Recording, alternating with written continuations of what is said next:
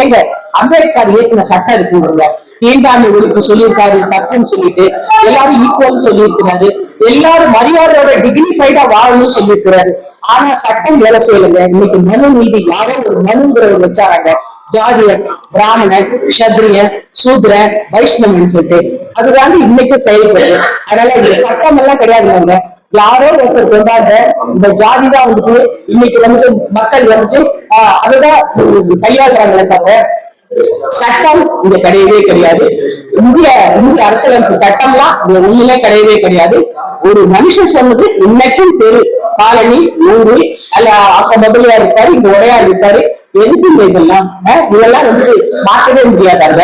அதனால நம்ம எல்லாம் ஒன்னாதாங்க இருக்கிறோம். மக்கள் எல்லாம் நம்ம யாருமே ஜாதி பார்க்கவே இல்லை. எந்த ஹோட்டலுக்கு வேணாலும் சாப்பிடுறோம், எந்த பொண்ணை வேணாலும் கல்யாணம் பண்ணிக்கிறதுக்கு, எந்த பையன் வேணாலும் கல்யாணம் பண்ணிக்கிறதுக்கு ஆசையா தான் இருக்குது. ஆனா இந்த ஆட்சியாளர்களும் இந்த அரசாங்கம் தான் நம்மளை விடலைங்க, நம்மளை ஒண்ணு சேர்க்க விடவே இல்லைங்க.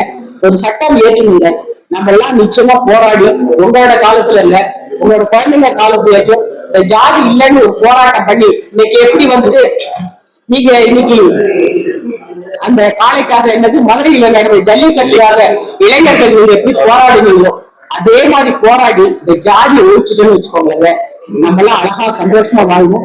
இந்த இந்தியா நிச்சயமா முன்னேற்றம் அடைங்க. இல்லாட்டினா இந்த இந்தியா ஏழை நாடாதாங்க இருக்கும். ஒருத்தன் வெறி கொண்டு நான் உனக்காக வேலை செய்ய மாட்டேன், நான் உனக்கு அடிமையா இருக்க மாட்டேன்னு சொல்லிட்டு ஒருத்தன் வெறி கொண்டு வெட்டிப்பாங்க.